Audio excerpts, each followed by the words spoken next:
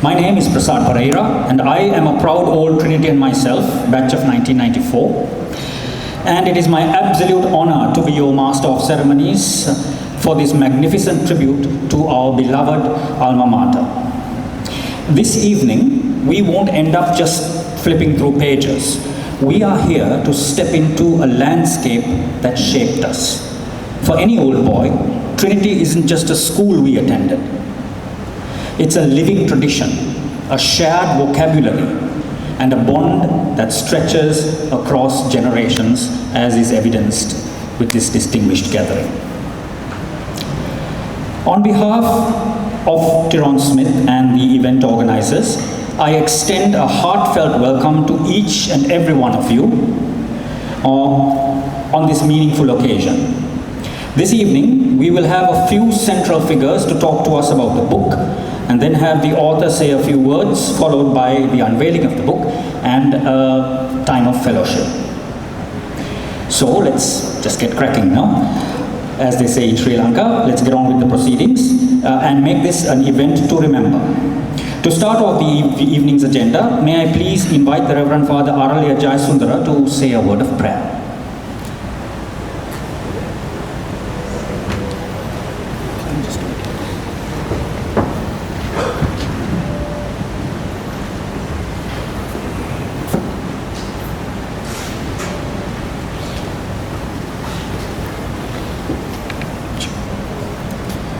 We bow our heads in prayer. In the name of the Father, and of the Son, and of the Holy Spirit. Amen. Most glorious and adorable Trinity, we thank and praise you for this moment of blessing and grace as we honor and revere our beloved alma mater through the efforts of your son, Tyrone. We have gathered this evening to celebrate a treasure that you have given us, that has formed us, that has made us who we are today. We thank you for the grace you have given to Tyrone in the inspiration of writing this book. We thank and praise you for the school that continues to explore vistas of excellence. We pray that you will bless this gathering, bless all of us, all those who have assisted in untold ways to bring this book to completion. We recall with gratitude all the past staff members, principals, who have inspired Tyrone to give something back to his alma mater. Bless us and bless our school. In Jesus' name we pray. Amen.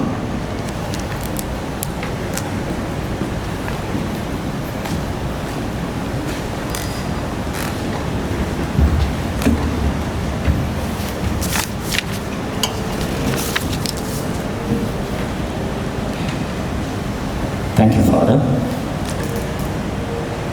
We now invite our first speaker onto the podium.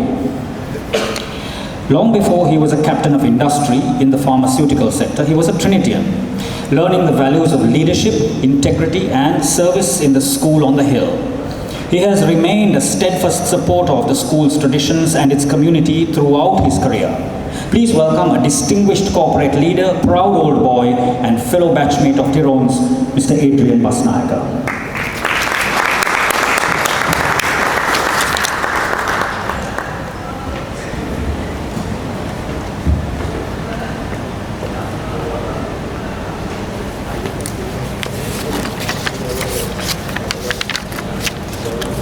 Thank you very much.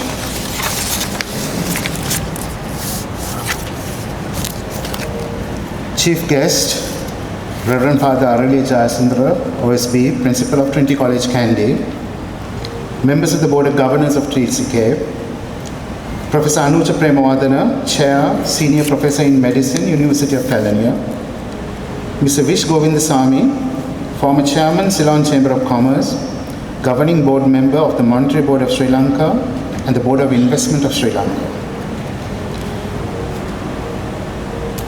Professor Neluka Silva, Senior Professor in English, University of Colombo. Mr. Divaka Nyanakan, President of the Batch of 82, and other members of the head table, distinguished invitees, ladies and gentlemen, good evening. It is my honor to introduce the author of this fine book before us this evening, Trinity Beyond Applause, The School on the Hill by Mr. Tyrone Smith. This publication is proudly sponsored by the Batch of 82, and it celebrates not only an institution that we are eternally indebted to, but that has shaped many lives. The Batch of 82 is remarkable by any measure. Its members include 5 PhDs, 2 in medicine, 1 each in environmental science, 1 Fulbright's senior fellowship to the Yale, and PhDs in economics and engineering. It has produced 5 lions, 3 in rugby, including 2 Bradby winning captains who happen to be with us this evening. A Sri Lanka captain, the captain for CRNFC, an athletics lion and a captain, a hockey lion and a captain, and who continues to shoulder Trinity's hockey legacy to this day. The batch also gave us the first Trinityan chamber of the Ceylon Chamber of Commerce, who led industry and commerce through one of the most toughest times in recent history. Yet, above them, this evening we celebrate yet another great achievement by one of our fellow batchmates. That is an outstanding author and a passionate writer in Tyrone Smith. While he tried his hand at cricket and rugby, he truly made his mark with a fierce punch in the quadrangle and in the boxing ring alike, leading Trinity back to the Stubbs Shield after a 29-year gap, catalyzing a revival that produced several lions in the years that followed. Those who know him of his great love for Trinity and his commitment to its true values. Trinity Beyond Applause seeks to define the ethos, traditions, and the core values that make Trinity what it is. The book traces the transformative journey of a Trinitian through 3 stages: the boy, the pilgrim, and the custodian. We begin with the boy, raw, often unknowing, entering the hill to be gradually shaped by a communal strength. School is described as a theater of patient transformation, where teachers guide fingers across pages, corrected posture and pronunciation, insisting that we try and try again. Discipline was always balanced with affection, where pluralism was not merely debated, but lived. Rivalries ended at the bell, and quarrels, though fierce, reconciled swiftly. From these daily disciplines emerged patience, adaptability, generosity, and restraint. The making of a Trinitian was not ornamental, but a gradual, continuous conditioning of reflex, a formation of character that supervises itself. The pilgrim takes that taught character into the wider world, into the parliament, to the boardrooms, courts, sporting arenas, operating theaters, and battlefields. Trinity, the book argues, the measure of success is not by accumulation but by alignment. The alignment between what is professed and what is practiced. It argues honor must never be subordinate to victory. The pilgrim faces dilemmas where silence might secure an advantage or a correction might cost promotion. Yet leadership is shown when one acts in alignment with the principle, even at personal cost. A Trinity education cultivates proportion, accountability over perfection, stewardship over summit, excellence matched by responsibility. Finally, the custodian is the keeper of that inheritance. Custodians understand that reputations erode through small corrections, concessions, and not only through catastrophe. They choose honesty where deception would be easier, humility where praise gathers, courage where retreat would be safer. They know that the school's pedigree is maintained by repeated choices to do the harder right, and that each generation strengthens or weakens this inheritance. The true test of a Trinitian is to pass that mantle forward, not to the boy he once was, but to the young man who now stands because it was guarded for him. Tyrone's chapters are rich with role models. Lakshman Khadragama, the statesman, Gamini Disanayaka, the politician, Jayanta Dhanapala, the diplomat, Kumar Sangakkara, the sportsman, and the finest example of a custodian, Nahil Vijaysurya, whose philanthropy and stewardship has financially ensured the sustainability of this model. In closing, Trinity Beyond Applause is more than an affectionate history. It is a call to conscience.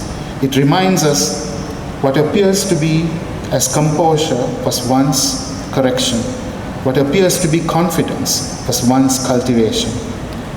The book asks us to let our conduct be our anthem, our courage its color, our humility its strength. Please join me in congratulating Mr. Tyrone Smith for this outstanding publication, which is a lasting guide to every Trinitian, alumnus and friend. Thank you.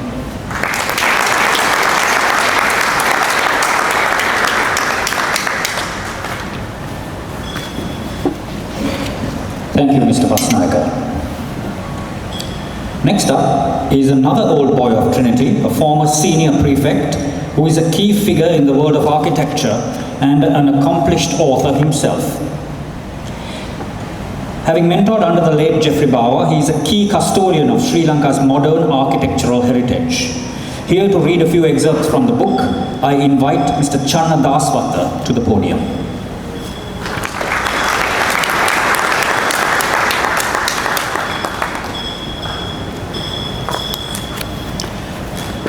Reverend Father, ladies and gentlemen, friends, it's a privilege to have been asked to read from your book, Tyrone.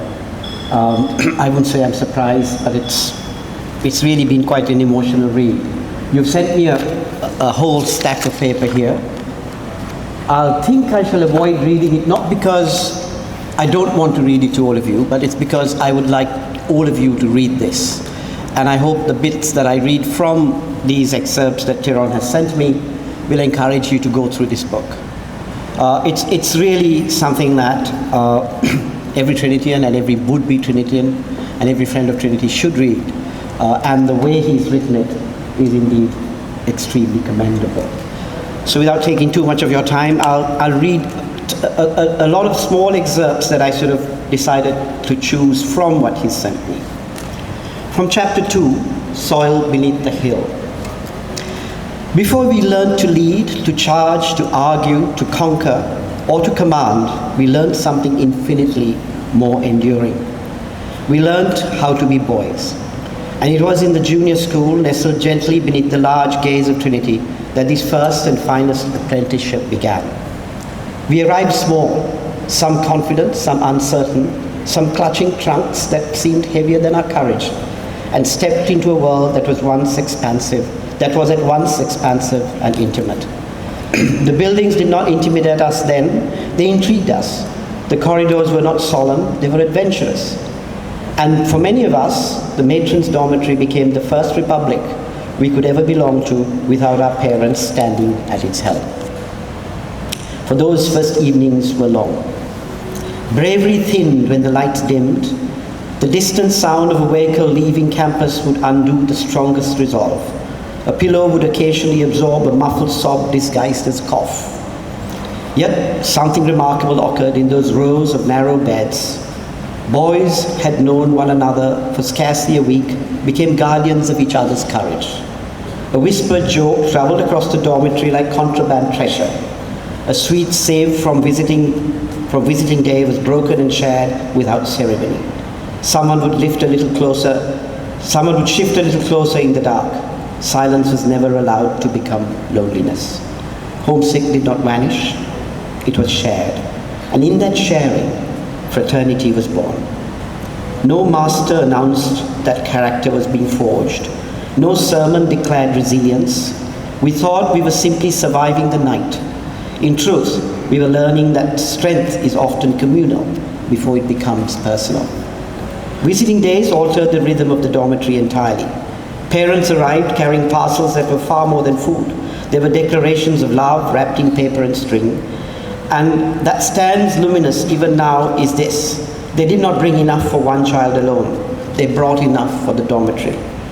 Colored string hoppers, pink, green, saffron, carefully arranged and tied, carefully arranged and tied.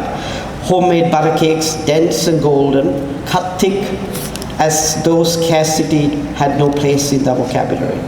Savories that disappeared almost as soon as they were unveiled.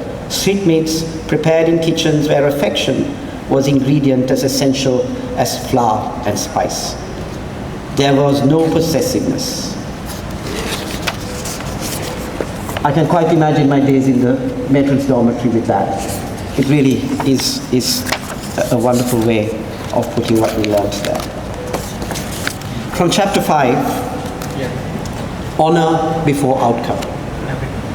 There are moments in the life of an institution when its true character is revealed not in triumph, but in the noise, nor the noise of applause, but in a quiet decision taken when no one would have protested had the easier path been chosen.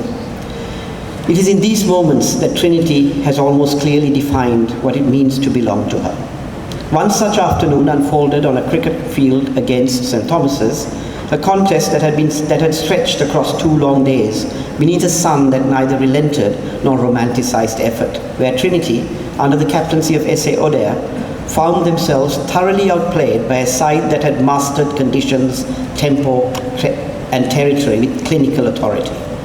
The Thomians had batted with assurance, bowled with incision, and fielded with sharpness, while Trinity labored, resisted, faltered, and rallied in uneven rhythm, surviving not through dominance, but through determination. As the second day drew towards its final overs, Trinity had done just enough to stave off an innings defeat, and had inched ahead by a slender margin. The arithmetic of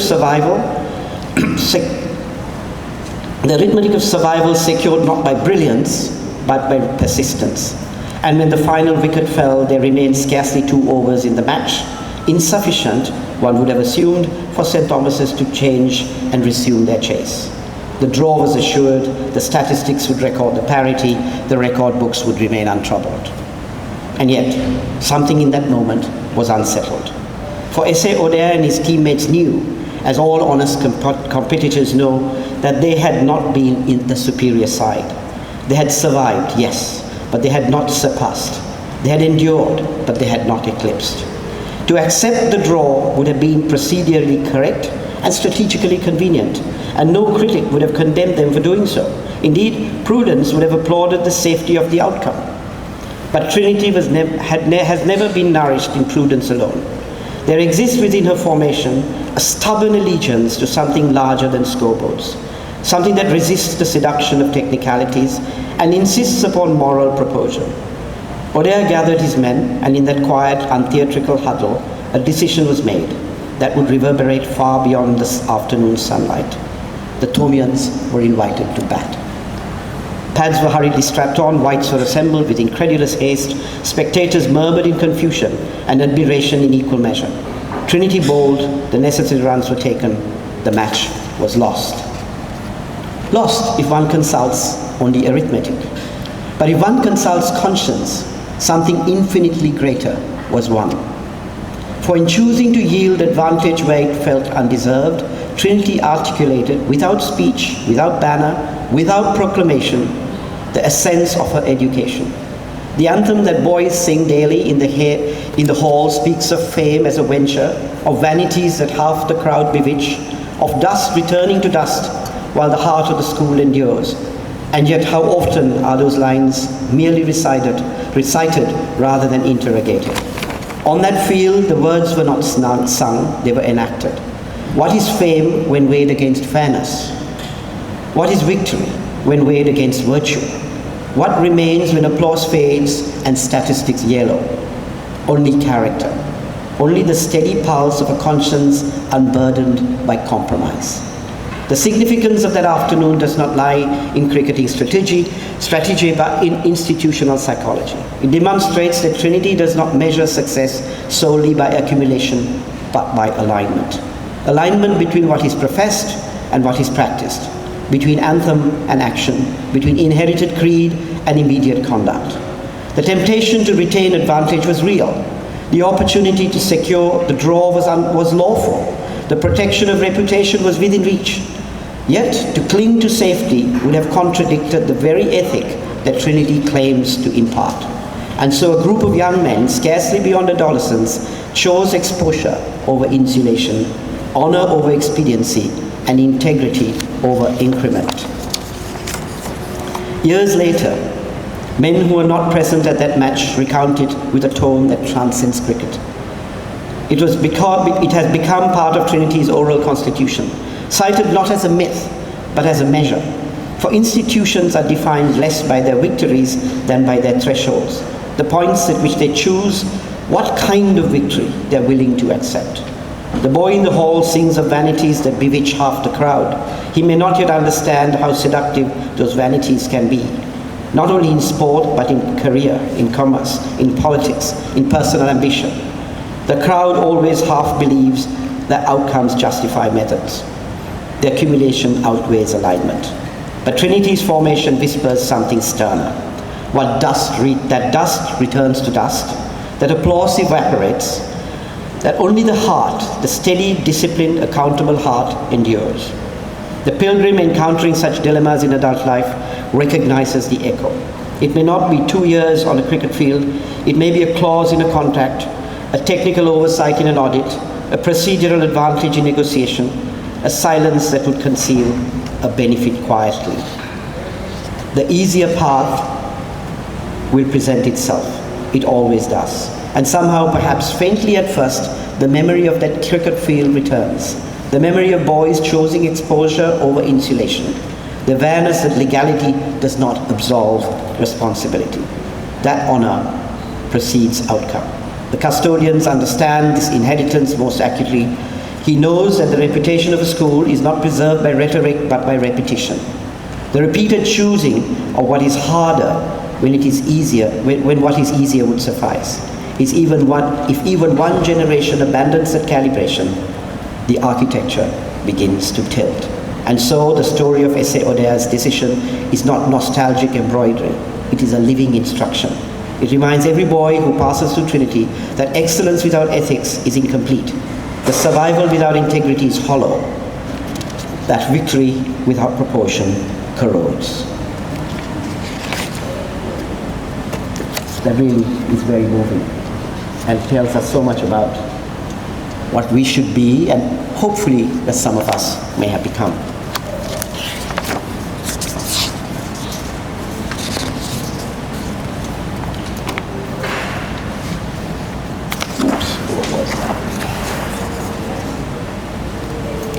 From chapter 11, the pedigree of a Trinitian.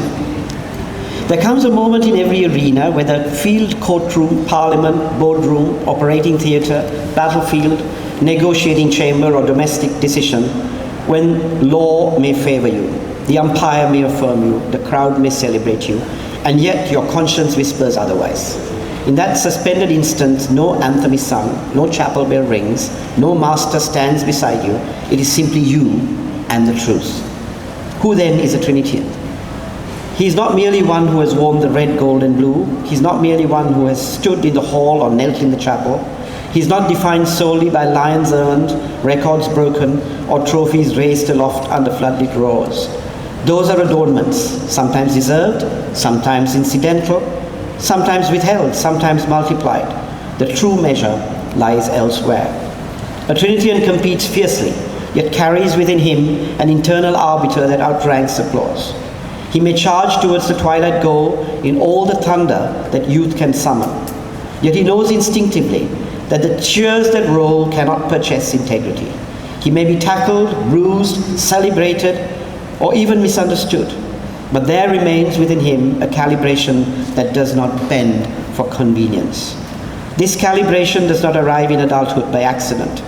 It is shaped quietly in the hall where effort precedes honor, in the chapel where authority kneels before service, in rivalry where daily foes become lifelong friends, in junior corridors where discipline is often decorative but deliberate, in seasons when recognition is withheld yet unity preserved, in moments when shields are relinquished to preserve proportion. It is tested in small moments long before it is examined in great ones. The pedigree of a Trinitian is not athletic alone, nor academic alone, nor spiritual alone. It is composite, it is architectural, it is a layering of influences, masters who corrected, captains who stood, principals who crossed thresholds, coaches who built what they did not receive. It is sediment laid year upon year until reflex becomes instinct. In the big match against St. Anthony's in 1982, Trinity's captain and top order batsman Jeremy Muthumani stood at the crease in an atmosphere thick with rivalry. The appeal came. The umpire's finger did not rise. By rule, he remained. By scoreboard, he survived. Yet he knew the faintest of edges had traveled.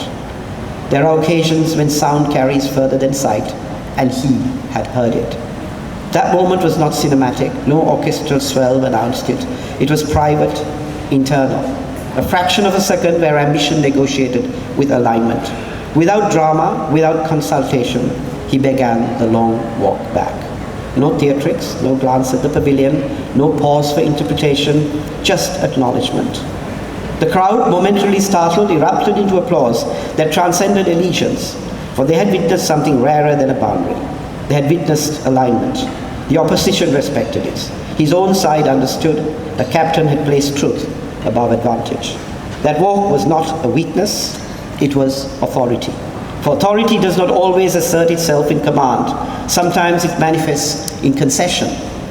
Years later, on a stage infinitely larger, before television audiences that stretched across continents, Kumar Sangakkara, scholar of the game, master of articulation, son of Trinity, did the same. Given not out in a match of consequence, he paused, assessed, and walked. The magnitude of the arena amplified the gesture, yet its essence was identical. The pedigree did not originate at Lord's or Colombo. It had been formed long before. The world applauded Sangakkara, but the hill understood him. For he did not invent that instinct in adulthood. He inherited it. And he was not first. This is not a coincidence. It is continuity. The Trinitian does not require external enforcements to behave honorably. He carries enforcement within. He understands that technical escape is not moral exoneration. He recognizes the reputation built upon selective blindness and eventually fractures. He knows instinctively that daily foes and friends alike will remember not merely how many runs he scored, but how he departed.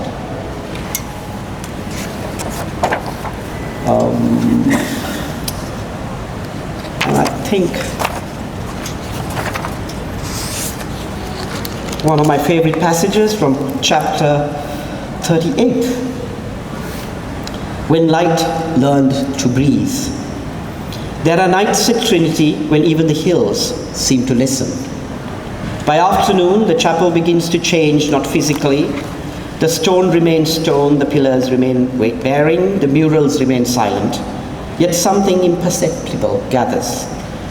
The air grows expectant, the benches feel earlier than usual, parents take seats carefully. Old boys arrive with a gait slower than in youth, but with eyes that still search instinctively for familiar beams and arches. Outside, the candy sky dims gently, not abruptly, but with a courtesy befitting what is about to unfold. Inside, candlelight waits. The carol service is not an item on a calendar, it is an inheritance enacted. The choir processes without spectacle, no theatrical flourish, no indulgent gesture, just boys walking in measured rhythm. Some athletes, some scholars, some mischievous in ordinary hours, now clothed in white, bearing discipline in posture and restraint in expression. One recognizes faces that have shouted instructions on rugby fields and argued cases in debating halls. Yet here, they're quiet. The organ breathes first, a low murmur of sound that does not dominate but settles. The chapel absorbs it, the timbered ceiling holds it, the murals soften under flame. And then the moment.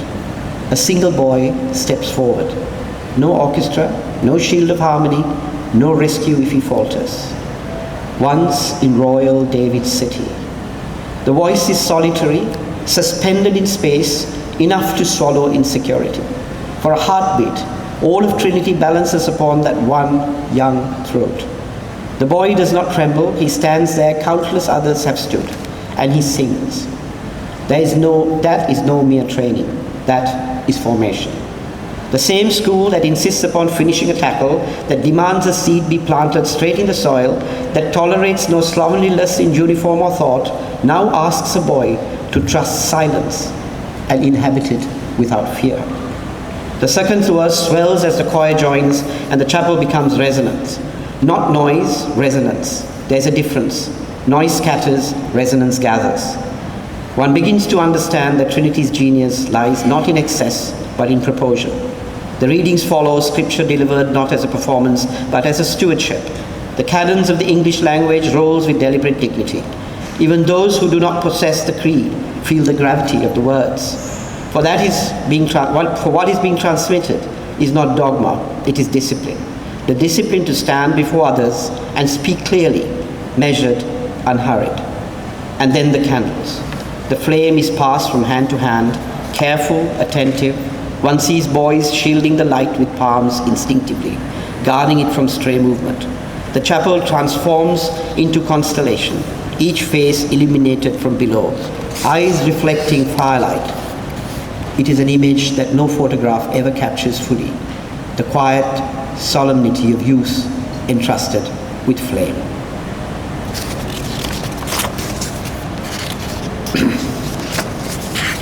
I think I've taken quite a lot of my time, but I think I need to read one last paragraph, and that I think is probably the last in your book, Tyrone, I'm not sure. Chapter, The Boy, the Pilgrim, and the Custodian. It's probably the last page. I think it's a good one to read. And I'll read the whole thing.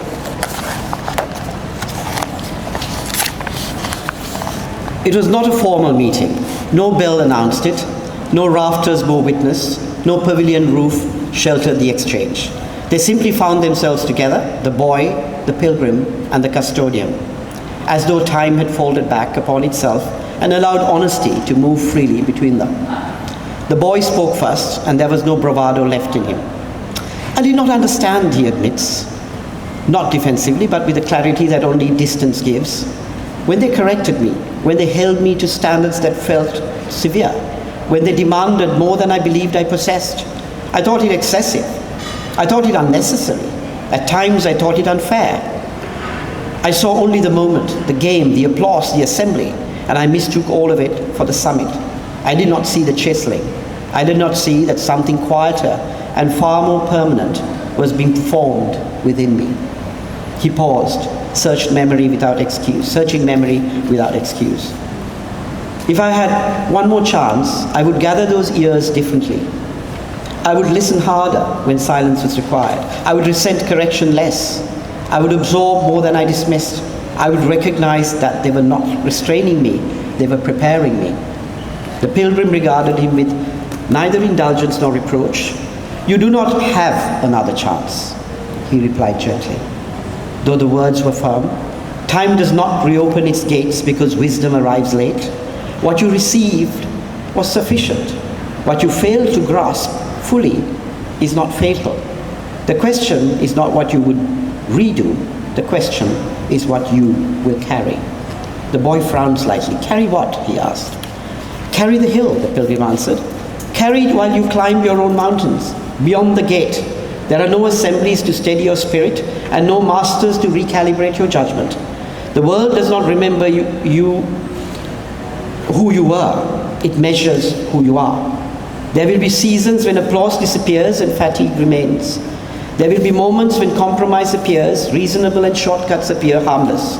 In those hours, there will be no engraved boards and no silent rafters to remind you of proportion. What you absorbed must now govern you. What was shaped within you must now sustain you. The boy listened more intently now, the earlier regret settling into seriousness. And if I fail? He asked silently. The custodian, who had remained still until then, answered without drama. You will, he said, not harshly, but without illusion. You will stumble. You will misjudge. You will trust unwisely at times and speak too soon at others. The hill will not promise perfection. It warned against erosion. The boy looked puzzled and the pilgrim leaned closer. It is rarely the dramatic fall that undoes a man, the custodian continued. It is the quiet adjustment. The small compromise justified in private. The convenient silence when you ought to speak. The coaxial voice that tells you this once will not matter. This voice grows subtler with age. It does not shout, it reasons. And if you permit it often enough, the architecture that was built within you begins to weaken without you noticing. Honesty becomes negotiable. Humility becomes selective. Courage becomes conditional. Knowledge becomes comfortable. The boy swallowed. How do I avoid that? You do not avoid it, the custodian replied. You resist it, repeatedly. You return to first principles when abandoning them would be easier. You choose honesty when deception would simplify matters. You choose humility when praise gathers. You choose courage when retreat would feel safer. These are not virtues for display, they're disciplines for endurance. The pilgrim nodded slowly. He had traveled far enough to recognize the truth in that warning. There are more hills ahead, the custodian said to him now. You have climbed well so far, but the latter ascents demand more than the first. Strength will not be enough, clarity will be required. And when your season draws towards the close, you will not hold the mantle forever. You will pass it forward. Not to the boy you once were, but the one who stands because you guarded what was entrusted to you. The boy looked between them, his earlier uncertainty replaced by something steadier. So, it was not about winning, he said. More statement than question. It was never only about winning, the pilgrim replied. The custodian's expression softened. It was about becoming, he said.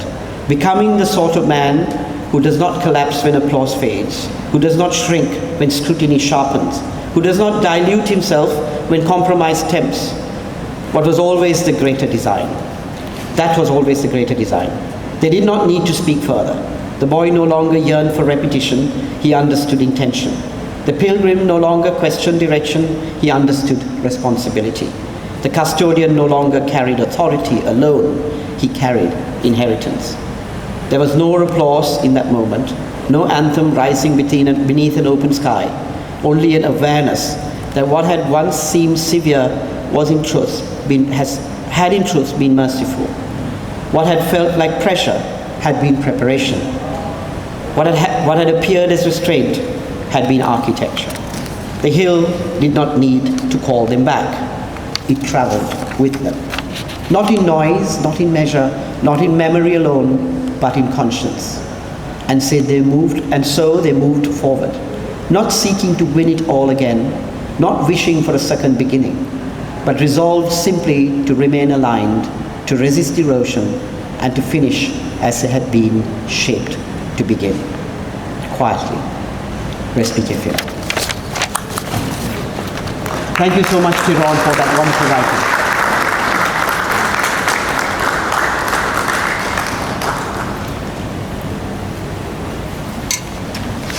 Thank you, Mr. Daswalkar. Our next speaker is a good friend of Tyrone and a widely read columnist, researcher and cultural commentator whose work is said to bridge the gap between Sri Lanka's past and its contemporary realities. He is known as a prolific writer on Sri Lankan art, history, anthropology and cinema. Please put your hands together for Mr. Udita Devapriya.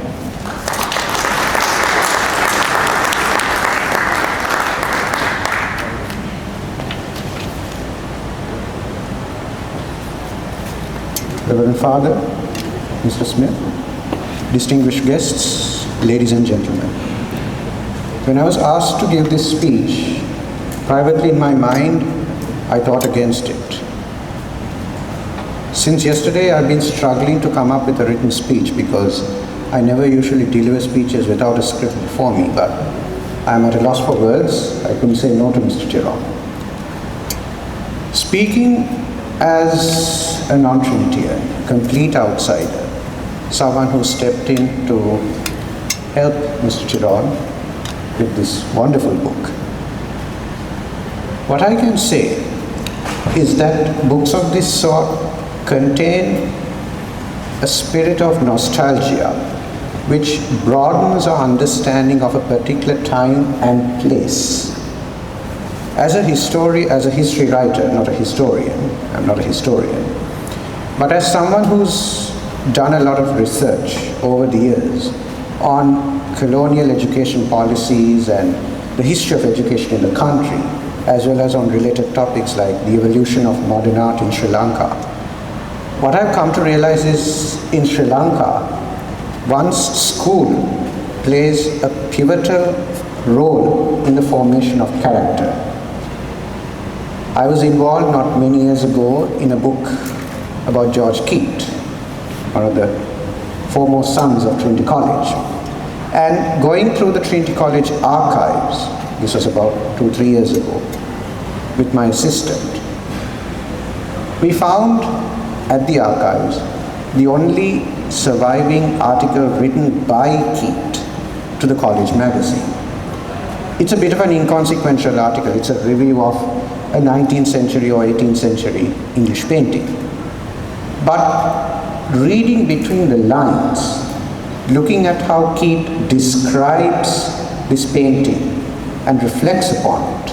It's basically a painting of Apollo among his horses and chariots, Apollo the Roman god. But the point is, when you consider what Keat wrote at the relatively tender age of 16 or 17, and when you consider what he later became, you realize that he wouldn't have become the man he eventually transformed into if it wasn't for the education that he received at that particular time and place. Now, Keat, of course, is just a single example. There are so many, and Mr. Smith's book, Tyrone's book, in a series of chapters, pinpoints us to these various personalities from Trinity College. But without taking much of your time, what I can say as someone who has read through this book and reflected on what it contains is that we are all products of the institutions that breed us. And at the end of the day, no matter what one may say to the contrary, we are all indebted to those institutions in one way or the other. Keat is probably not a very good example because he had a particular attitude towards education in general. He was not the most bookish person out there, nor did he take part in sports activities as far as I'm aware. But he studied there under Principal A.G. Fraser, and Fraser was an educationist ahead of his time. So, in conclusion, again because I'm at a loss for words, what I can say is, as a book about Trinity College, you will not find an official history of the school. What you will find in this book is how characters are nurtured and trained for life beyond the school by the principals, the teachers, the friends, the sports team captains, and so on and so forth, who a particular person encounters when he is at that institution. Thank you so much for writing this book, Tyrone. It's been a pleasure reading through it, and I would, as a researcher myself, though it doesn't contain hard historical facts about the school, it contains much that will leave you to reflect on, to ponder, and to consider as you finish reading. Thank you.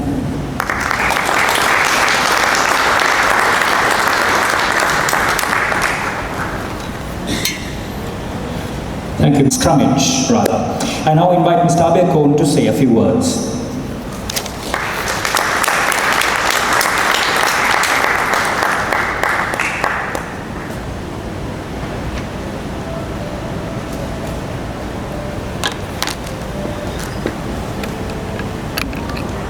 Good evening, everyone. I think it's time to lighten the mood a bit, right? Father Arulila Jayasundara, Principal of Trinity College, my fellow batchmates at the head table, all boys, Tyrone's family, friends. Thank you for being here this evening and in great numbers, and I think it means a lot to Tyrone to see such a good turnout. I have known Tyrone profoundly for about 50 years. So I think that's why I'm actually here. When he frantically called me a few days ago and said, look, somebody needs to come and talk about me. Because everybody else will talk about the book. So I said, okay, what about some other infamous friends of yours who are here tonight? But he said, no, I think you'll be the best guy to do it because I spent a lot of time with you in the recent past and you will know what to say. So let me start by saying, when you know someone for 50 years, you've generally seen it all. And I've known Tyrone through his highest highs and his lowest lows. And if there's one thing I've learned, being his friend for that long, is that Tyrone simply does not know how to stay down. Well, he was our boxing captain. So I'm not exactly being honest, because I don't ever remember him winning a fight. But having said that, I do remember one thing that came out of his boxing career was that there's a story going around that our athletics coach came and watched him boxing one day and said, saw Tyrone running around the ring to get away from his opponent so much, said, "Oka dambala gahala, athletics kanda." Anyway, jokes aside, I can tell you this, when Tyrone stepped into the ring, he did front up bravely. And he fought with the heart and spirit of a true Trinitian. And if you ever wanted someone to go for war for you in the trenches, it would be Tyrone. I've been privy to many a times when he's been at the forefront of I wouldn't say fights, but expressing himself with his friends at occasion, standing up for the school. And as true brothers, you always stand by each other. Unfortunately, most times Tyrone found himself alone in those situations. So it's nice to see one of those runners here tonight who has traveled all the way from Australia, Byron, to be with him. I must say that Tyrone has had an unyielding passion for the school, especially the heritage sports of the school, rugby. I have worked alongside Tyrone for years and years supporting scrummage, and I can tell you I have not come across a more devious, a more tactful, and a more acumen person in his knowledge about the sport. So much so, I can recall that I think in the history of our school, he's probably the only person who plotted and convinced our principal to actually cancel the Bradby Shield match if something that we wanted done for the game was not adhered to. So that's Tyrone Smith for you. I would imagine over the course of compiling this book that Tyrone has channeled his relentless spirit in writing about the legacy of the school and those who have passed through the corridors of it for generations. I have not read the book myself, nor have I had the preview of its contents, but I am sure, knowing Tyrone's exceptional writing skills, that he has captured the true heartbeat of Trinity and speak to everyone here who has cheered at Asgiria, or played in the quadrangle, or walked or studied in the hallowed halls of Trinity. Tyrone, you have done your school a timeless service by this book. You have made us, your friends, incredibly proud. I would like to celebrate the author of Trinity Beyond Applause, our courageous boxing captain, somewhat athlete, a rugby fanatic, a true brother, and my dear friend of 50 years, Tyrone. Thank you.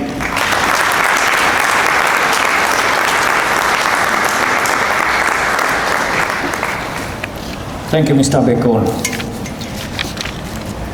Only a Trinitian knows the exact weight of our traditions. Only someone who has walked those hallowed corridors can truly capture the ethos and the atmosphere of the school, that distinct blend of academic excellence, sporting grit, and the unwritten code of a Trinity gentleman. Our author has poured his heart, his memories, and countless hours of meticulous curation and research into these pages. Here to introduce us to Trinity beyond applause, the School of the Hill, is the author himself, Mr. Tyrone Smith.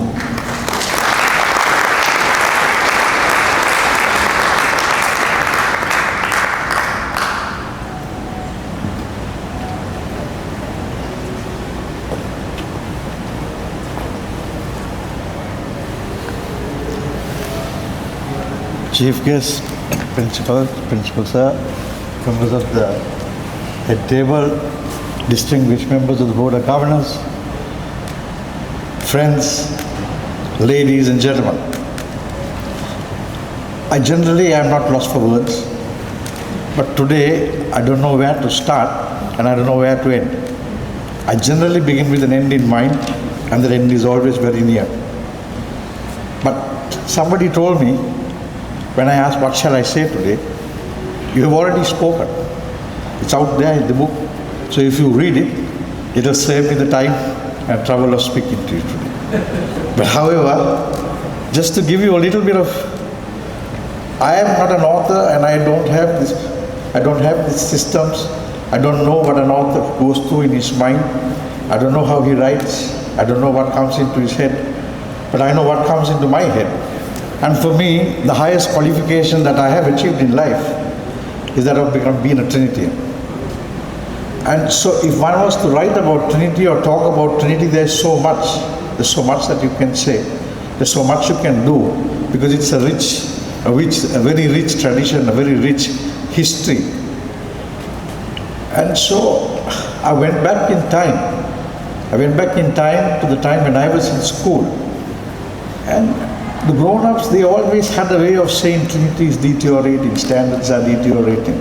And so I happened to be in the school at a time that standards were deteriorating. So I looked back to my seniors, to the people that had set the trends before.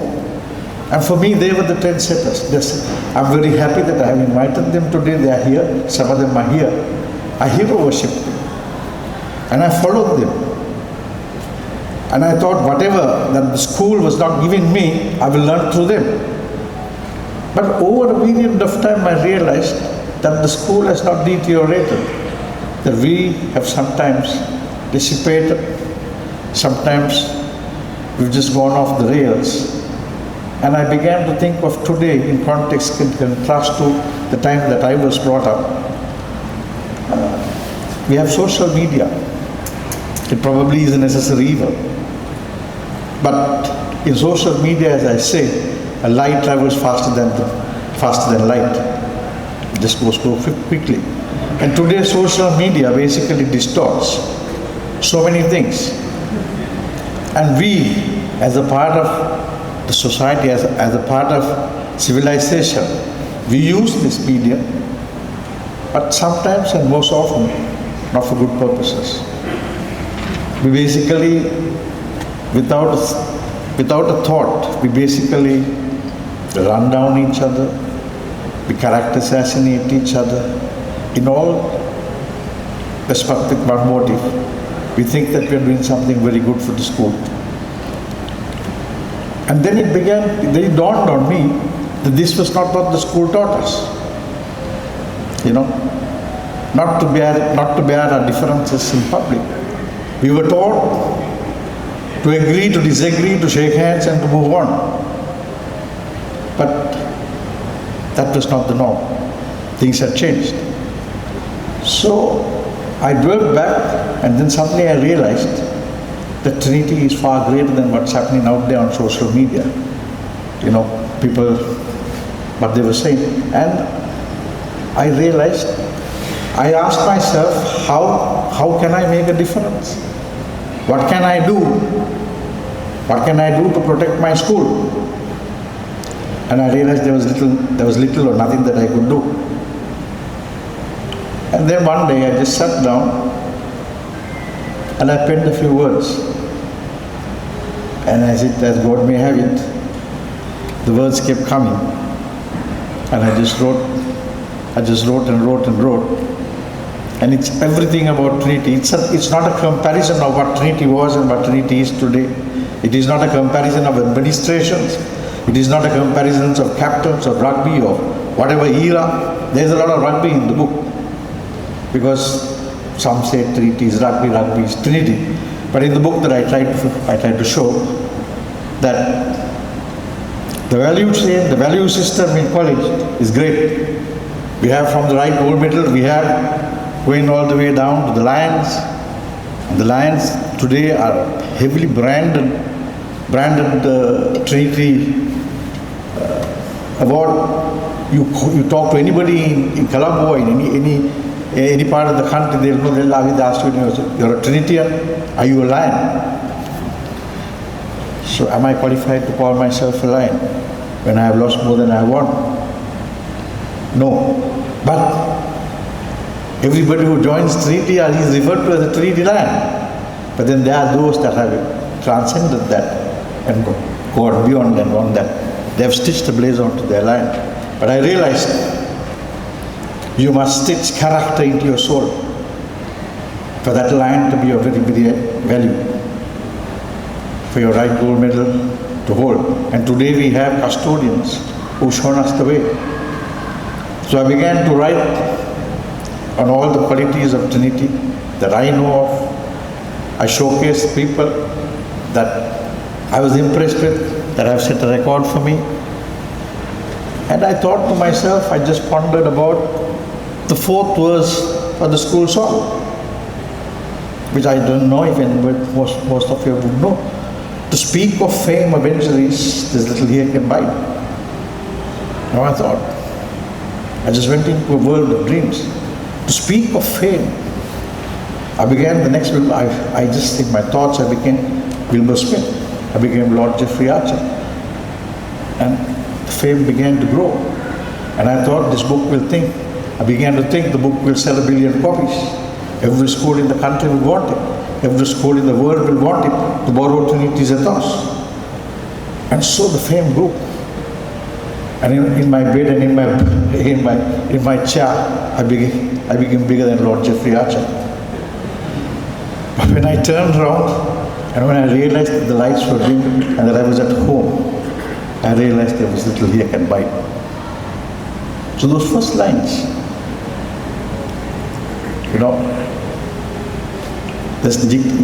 to speak of fame of centuries, there's little here can bite. But we may face the centuries and they are the deepening tide. It's not a boy standing in his red, gold and blue jersey on the seafront at high tide, raising his arms, all alone, defying the sea. No. The deepening tides that we talk about are the moments in life that shave us down, that bring us down on our knees, that bruise us up. But the values, the systems in the school has taught us to get up, not to fall, to get up. And so those are the tides that we fight in life. And that's what the school teaches us, how to move on. For though the dust that's part of us, to dust again be gone. And that's how it is. We're born of dust, we go back to dust. But here shall be the heart of us, the school we handed on. And I was wondering, what have I handed on? And I'm proud to say today, together with my batchmates, Adrian, and everybody, we have handed something to the school. Trinity Beyond Applause, the school on the hill. It is a story about us. It is a story about us. I hope you enjoy the read. And I thank you for coming.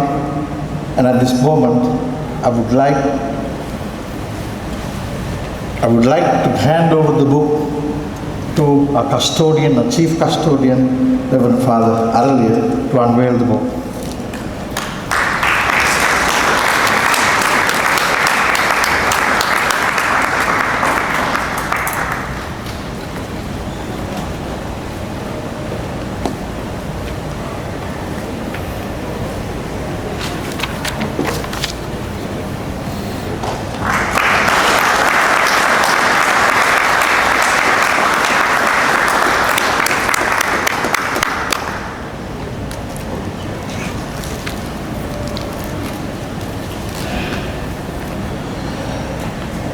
Thank you, Mr. Smith. And so now the book is out there. It's been officially unveiled. After this, I think you will have time and you will have the opportunity to get your own copy. Right. Now it's time for a little bit of a surprise to shake things up a bit. Tyrone told us when we met him first that he would like to gift some books to people that he would deem appropriate. But he never told us who they were. So what he will do now is he will take a mic, which I believe is on the table, and he will go forward and he is going to gift the books, a few books, to a few of the guests out there. So let's see who it is. Tyrone, would you mind taking a mic and coming forward?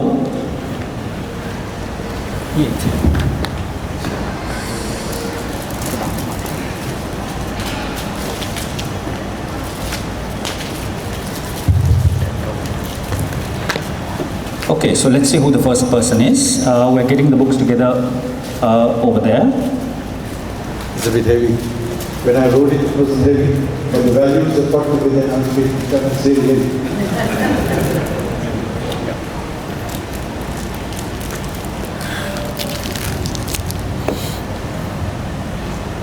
I like this story. I countless nights, countless sleepless nights because of it. To put me through a lot of misery. But at the end of the day, I love you very much.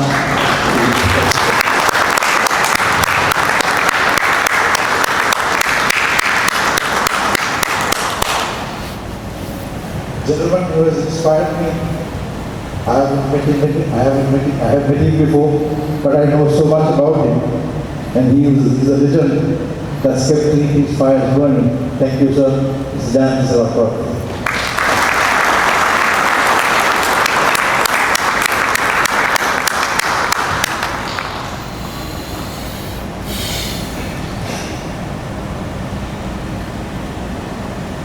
Another gentleman who's hallmark Trinity, and his era will know him very well. Unfortunately, I don't know if I was born, it's 1962, I think, 1964, so I'm just 2 years old. 65, 66, we're supposed to be, and lose his stomach, very difficult to play against, and a great custodian, a great son of Trinity. Thank you.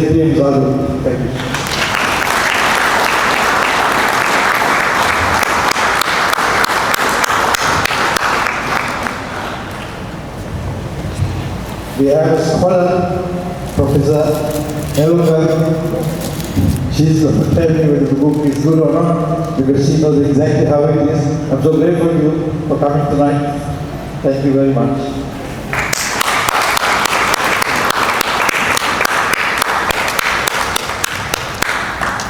And that brings the curtain down.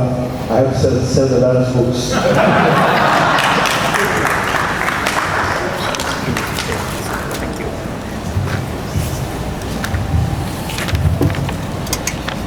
Thank you, Mr. Tyrone Smith, for that little interlude, and good stuff. Next, we have up on the podium an old Trinitian and an old church friend of mine who absolutely needs no introduction. He's our chief guest tonight, the current principal of Trinity, the Reverend Father Araliya Jayasundara OSB. Could we have you on the podium, please?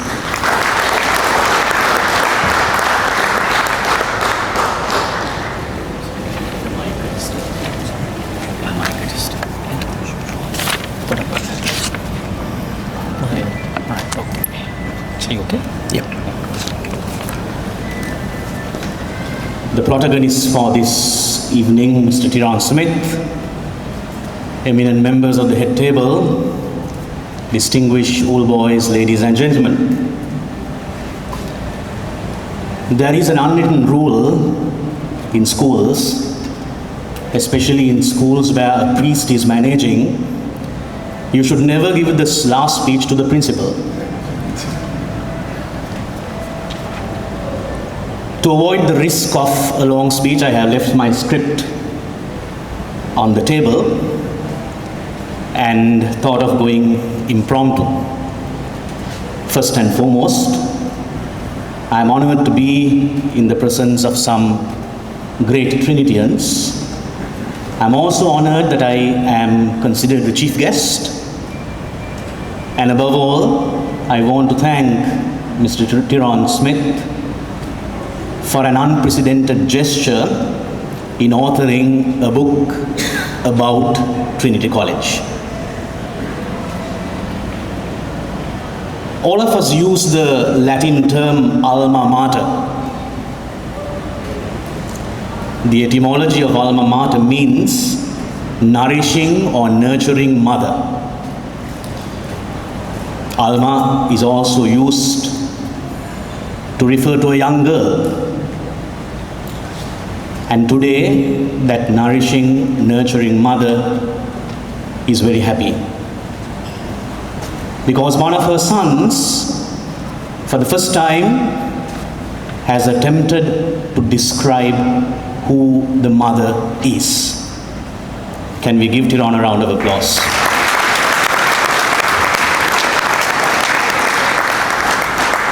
I was given the privilege of composing the foreword for this book. From the moment I started my Lectio Divina, the divine reading with this text, I thought this is going to be the textbook for each and every Trinitian, the child who enters the portals of our great institution, to know what Trinity is. I have only 23 days left as a 20th custodian of Trinity College. And these days people do ask me, Father, are you going to list out your achievements? How much you have collected in the coffers? I turn to them and say, if I do that, that's a gross insult to Trinity. Because each and every one of us has received a calling to give something in the name of Trinity College. And I have given what I can.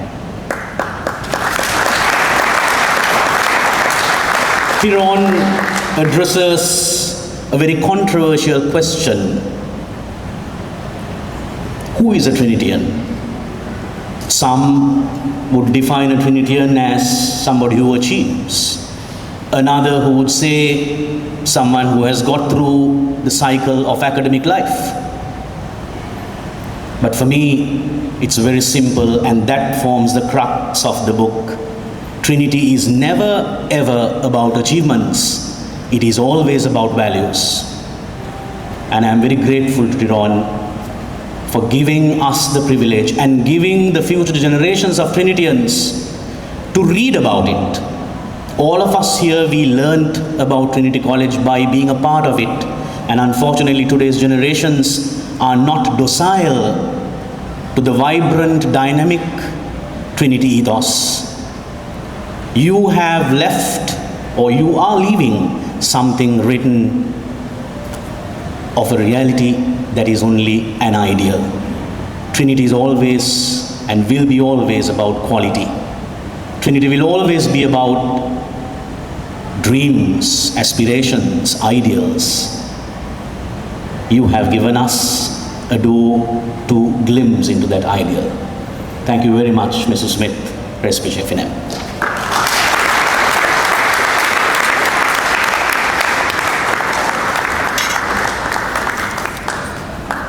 FM mic.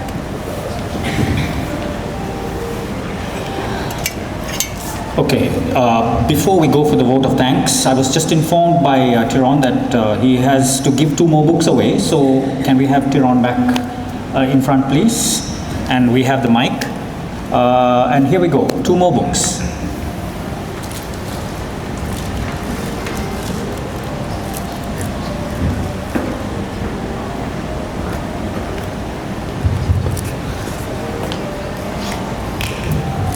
Thank you.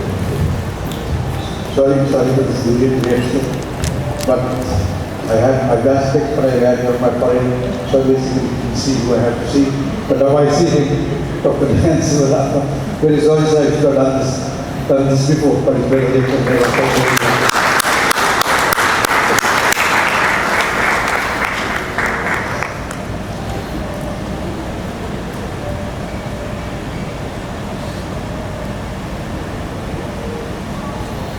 and an old gentleman who keeps me inspired, calls me, he tells me my articles are good, inspires me to write the next article, and when during his day, he returns to the field, and I have seen him play. Tyrone, ladies and gentlemen, is a typically powerful.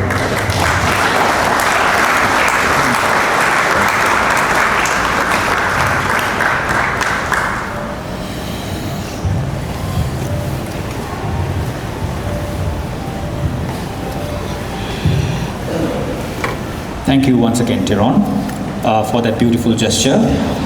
Ladies and gentlemen, to formally wrap up tonight's proceedings and express our gratitude to the author, our distinguished guests, and everyone here this evening, I invite a very familiar and respected face within the Trinity family to the stage. Please welcome Mr. Divakar Gnanakan to deliver the vote of thanks.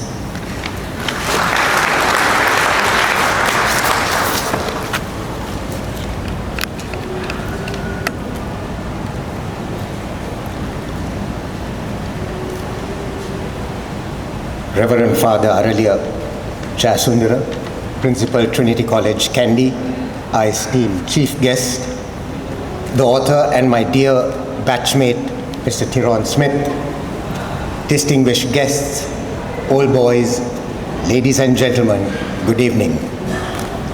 It is an honor and a privilege to have been invited to propose a vote of thanks for the launch of Beyond Applause.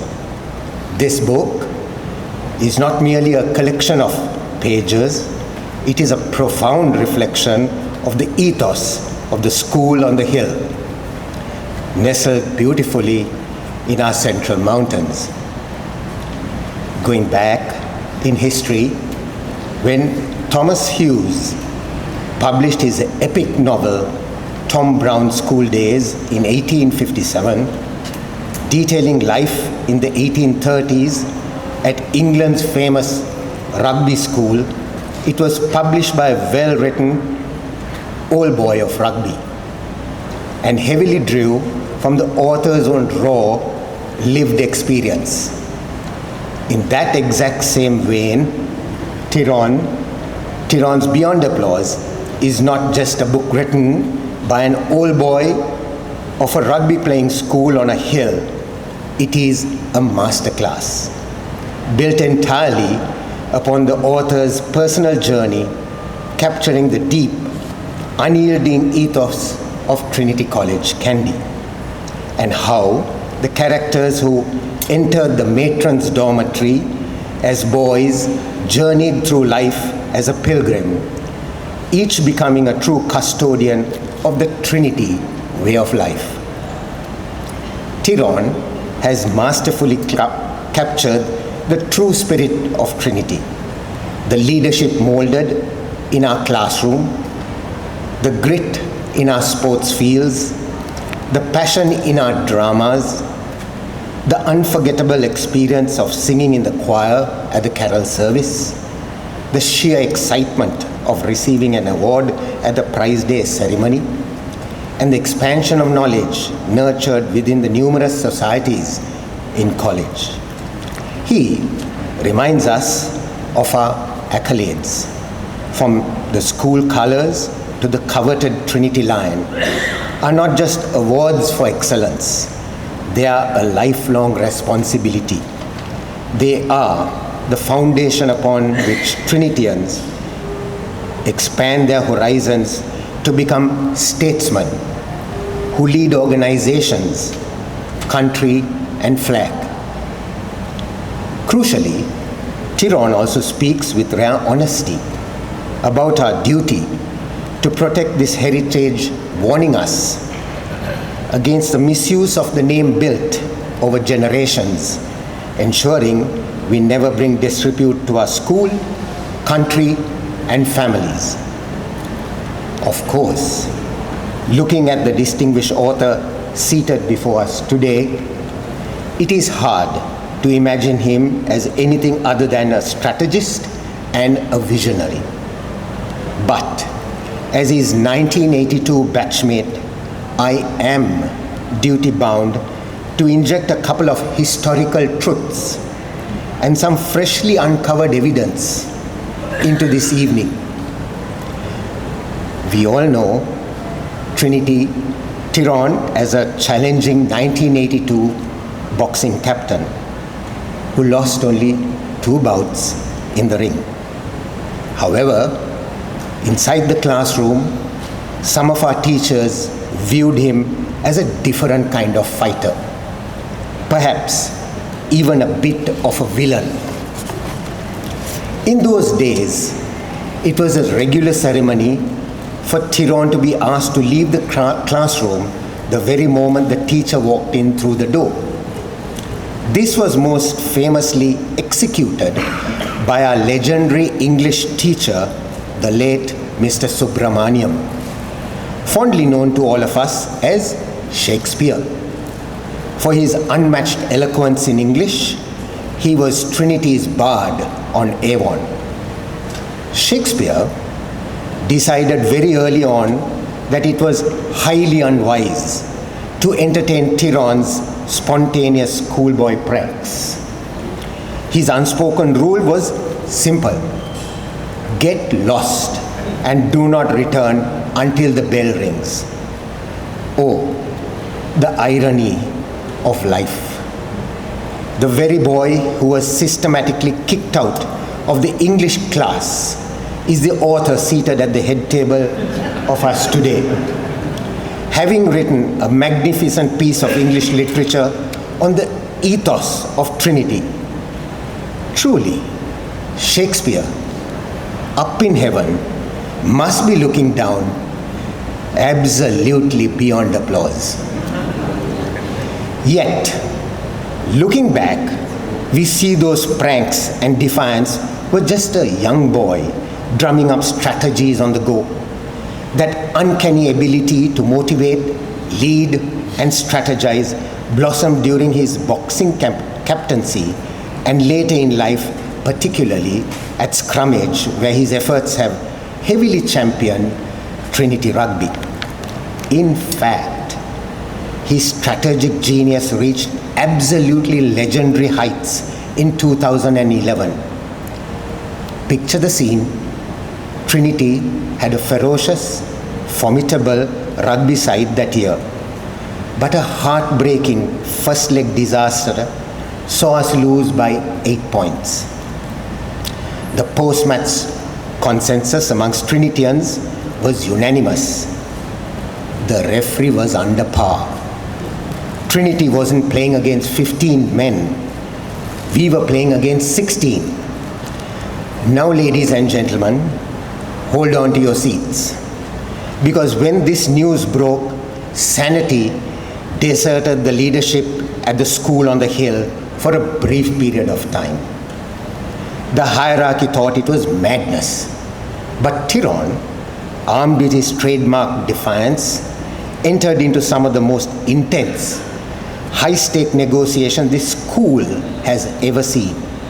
He didn't just convince the Board of Governors, he completely captivated them. The result? A shocking, unprecedented email was officially fired off from the principal of Trinity to his counterpart at Royal College, carrying a terrifying ultimatum. Change the referee, or Trinity does not set foot on the Royal Stadium turf for the second leg, period. Talk about a cliffhanger. The entire Bradby Shield was hanging by a thread. This wasn't just schoolboy cheek. This was international diplomacy, brinkmanship, and psychological warfare at another level. The suspense was agonizing. Would the match ever happen? Would Trinity hand them a walkover? But guess what? The leadership at Royal flinched. They blinked first. The referee was changed. The match went ahead, and the boys went absolutely rampant, drubbing Royal College by astonishing 40 points to 5. The Bradby Shield was brought back to where river, lake, and mountain meet. Such was the terrifying, brilliant, match-winning power of persuasion possessed by my batchmate, Mr. Smith.